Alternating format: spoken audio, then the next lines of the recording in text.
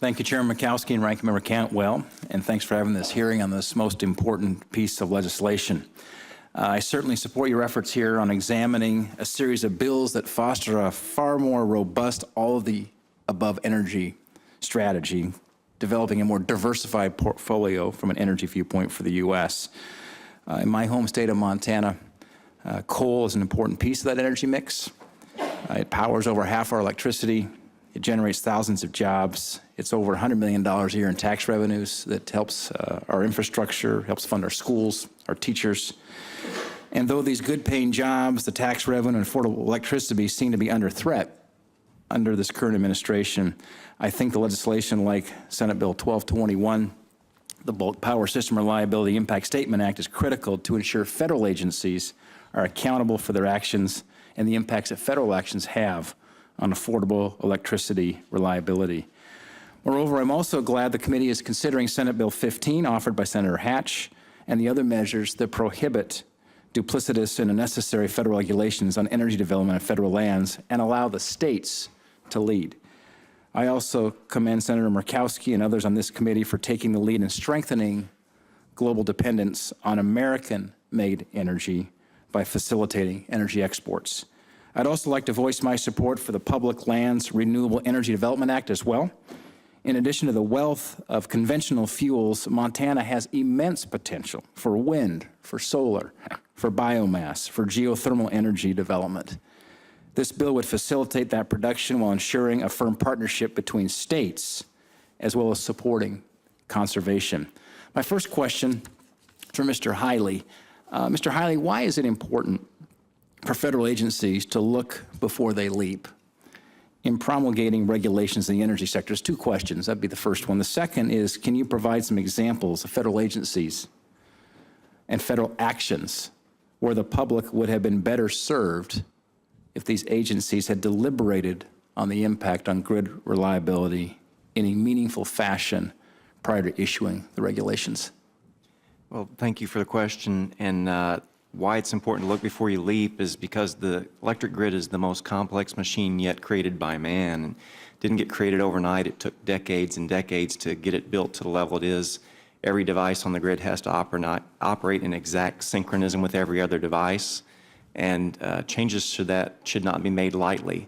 And it's possible for a well-meaning regulatory body to come up with something that sounds like a great idea, but that jeopardizes reliability and integrity of the grid. So that's the reason for asking for this expert-level review prior to issuing the regulations. Now, I've seen it on the state level where well-meaning regulators have had a new idea on how to regulate the grid and issued regulations that cause us to have to go back and change the rules. I can't give you a lengthy list, but I'm sure we could provide you with one to your office.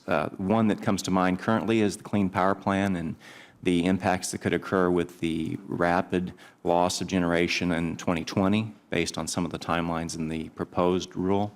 And when we see the final rule, if those timelines are still there, we are gravely concerned about reliability impacts. And having that feedback from people who know how the grid works would be very helpful in crafting those kinds of regulations. Thank you, Mr. Hiley. Mr. Mills, there are places like developing countries in Asia that don't have access to electricity and sources of energy production generated from federal and Indian lands, like in my home state of Montana, that have the potential to meet this rising global energy demand. I believe U.S. coal represents about 12% of the world's demand, so 88% comes from other sources. Energy produced from the Powder River Basin coal is cleaner than other types of coal, as well as creating good-paying American jobs, creating source of revenue in places where it's needed most on Indian reservations.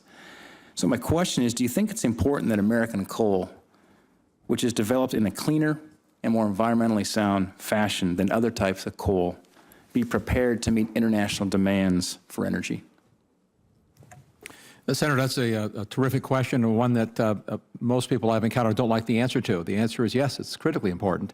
The world has nearly 1 billion people who don't have access to electricity, and they want cheap electricity. There are many ways to make electricity, but the cheapest way globally, on average, is using burning coal. And in fact, something on the order of 75%, all the net increase in electricity supply in the last 2 decades has come from coal.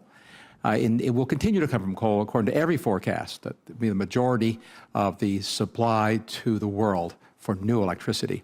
The United States has an opportunity to participate in that market, both for economic benefit, but as you say, I think very correctly, since the world will use coal and will use more of it, we can provide it in the most environmentally benign and safe fashion and benefit ourselves and our allies and friends around the world. Thank you, Mr. Mills.